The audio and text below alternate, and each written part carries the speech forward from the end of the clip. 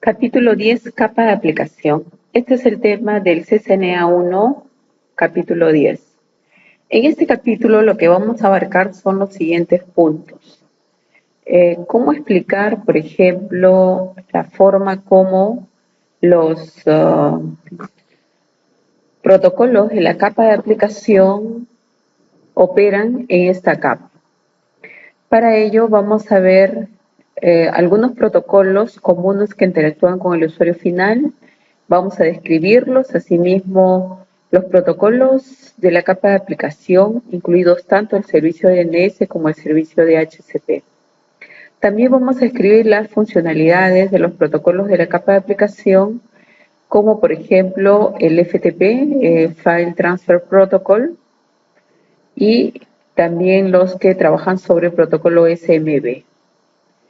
También vamos a explicar la forma en cómo es que se transfieren los datos a través de la red y esta a su vez cómo es que envía y recibe. Los temas son protocolos de la capa de aplicación, los protocolos y servicios de la capa de aplicación reconocidos y bueno, el mensaje de escucha en todo el mundo. Nosotros vemos aquí, por ejemplo, un modelo que ya sabemos que este es el modelo de referencia OSI. Tenemos la capa de aplicación, la capa de presentación, también la capa de sesión, transporte y red. En esta capa nosotros vamos a poder visualizar, por ejemplo, cómo es que todo comienza con una acción del usuario, ya sea en una comunicación de internet o alguna actividad, por ejemplo, una llamada por Skype, etc. Entonces, esta información va a ir bajando, se va a ir encapsulando por cada capa hasta que pueda llegar a la capa física. Recordemos que acá se manejan las PDUs. Todas estas PDUs se encapsulan y estas a su vez van hacia el destino y se van a ir desencapsulando. Muy bien, ahora en la capa de aplicación de sesión y presentación, en otras palabras, podríamos decir que aquí ya está resumido en relación al modelo TCP. Es decir, tanto aplicación, presentación como sesión solamente se va a llamar aplicación. Las que coinciden vendrían a ser la capa 3 y la capa 4. En este caso, el modelo TCP o modelo Internet considera a las capas 1 y 2, estas capas 2 también se podría decir, estas dos capas lo integra en una que se llama acceso a la red. La capa de red se llama Internet y la capa de transporte tiene el mismo nombre. De modo que cuando visualizamos la información a partir del modelo TCP, estamos hablando de un modelo de 1, 2, 3, 4 capas. Ahora, haciendo una equivalencia, nosotros vamos a poder definir que la capa física y la capa de enlace de datos se conoce como la capa de acceso a la red, la capa de internet y transporte, pero en la capa de aplicación se van a manejar algunas aplicaciones, como son, por ejemplo, el sistema de nombres de dominio, que ya todos lo conocemos, los protocolos de transferencia hipertexto, los protocolos de transferencia simple de correo, ¿de acuerdo? Protocolo de oficina de correos, el protocolo de configuración dinámica de host, que esto lo vimos también en la clase pasada, el FTP, ¿qué más? El protocolo IMAP. Entonces vamos a tener ese tipo de aplicaciones en la capa 7. Ahora, en la capa de presentación y la capa de sesión vamos a encontrar las siguientes funciones. Es decir, la capa de presentación tiene 3 funciones principales, que es la codificación y conversión de datos, la compresión de los datos y la encriptación. Es decir, que cuando nosotros recibimos o iniciamos una acción en la capa 7, se va a realizar una codificación y conversión de datos. La compresión, como lo vemos, en otras palabras, es que pueda descomprimir en el destino, se pueda entender. Y esta se encripta para su transmisión y posterior descifrado. La capa de sesión tiene dos funciones principales: mantener básicamente los diálogos y administrar el intercambio de la información, de modo que se puedan mantener activos y también se puedan reiniciar algunas sesiones.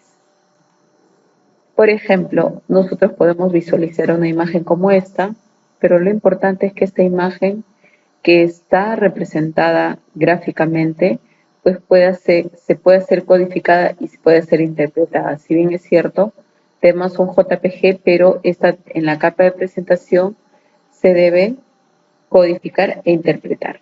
En la capa de sesión, como su nombre lo dice, en la capa de sesión establece, maneja y finaliza conexiones de usuarios y la interacción entre los sistemas finales. ¿Qué servicios van a incluir? Por ejemplo, Full Duplex, Half y Simplex, ¿no? Recordemos que una Full Duplex es cuando tenemos un medio en el cual pueda enviar y recibir información de manera simultánea. Half Duplex tiene que esperar un tiempo, se tiene que hacer un envío, y Simplex es un mecanismo en el que podríamos decir que es un solo sentido, ¿no? Es un poco más sencillo. Muy bien. En el caso de la sesión, ya lo vemos acá, por ejemplo, Simplex es un solo sentido. De hecho, tenemos acá un ejemplo cuando, por ejemplo, tenemos a un usuario o alguien que emite en un solo sentido. Half duplex quiere decir esto en forma simultánea, que se puede enviar, se puede recibir. El half duplex, claro que si lo unimos se formaría un full duplex. Entonces aquí en half es la mitad, ¿no? A medio tiempo. O sea, yo solo puedo enviar o solo puedo recibir. Pero en el caso del full duplex podemos por el mismo medio tanto poder enviar y también poder recibir por el mismo medio. En la capa de presentación, en la capa de sesión, vamos a revisar que podemos también en la capa de presentación manejar algunos programas, por ejemplo QuickTime, algunos formatos como MP, GIF, JPG o PNG. Eso se ve justamente si nosotros visualizamos en el modelo OSI, la capa de presentación.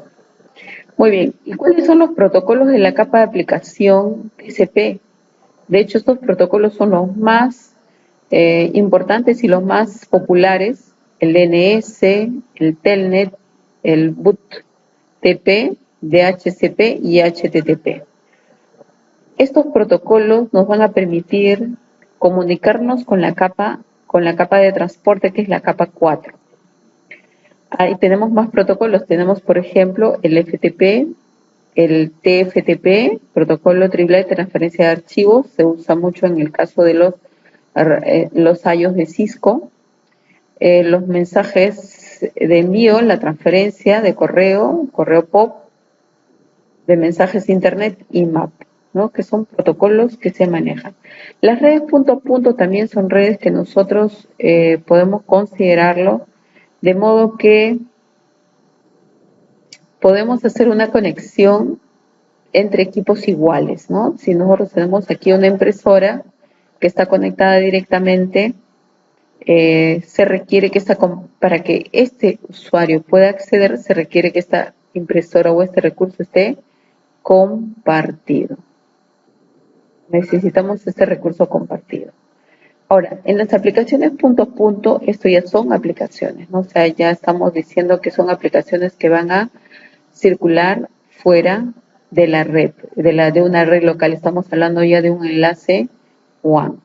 Entonces, se puede utilizar estas aplicaciones punto a punto para hacer una conexión en el cual el cliente y el servidor se mantienen casi en el mismo nivel.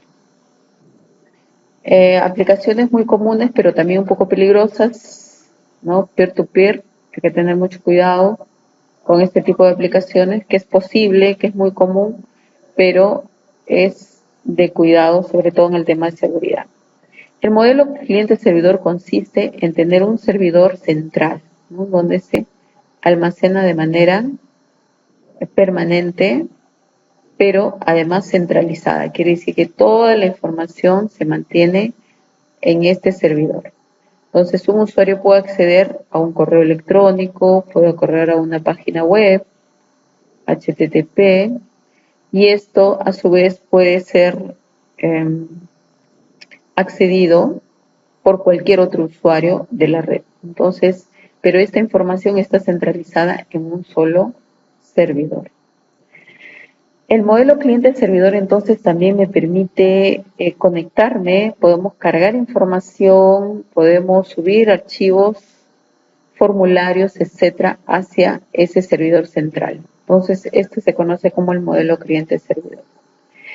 Los repasos de los protocolos de aplicación, por ejemplo, en el caso de HTTP, esto se utiliza para explorar una página web, permite que los usuarios puedan enviar correo electrónico, esto permite que los usuarios puedan recibir su correo electrónico gracias a esos protocolos.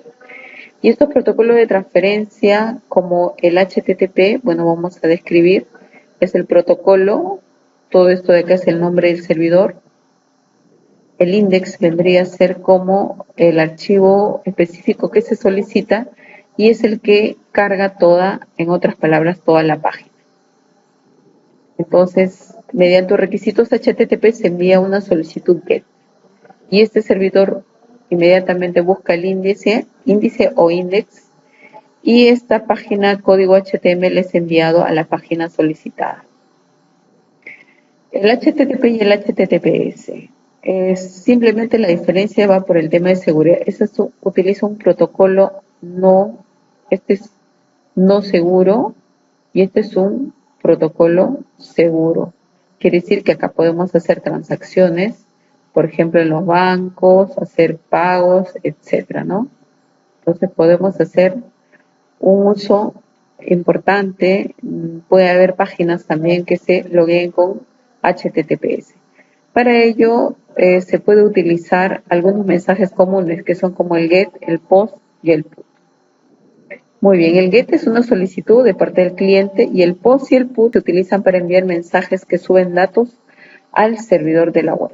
Sobre todo los administradores de una página lo pueden utilizar con mucha frecuencia. Y aquí tenemos el protocolo SMTP, POP e IMAP.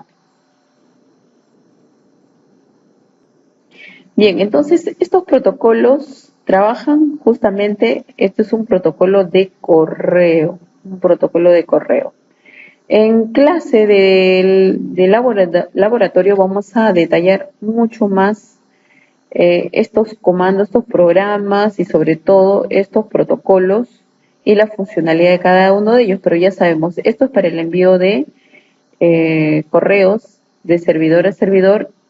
Este es para recibir tanto POP como IMAP.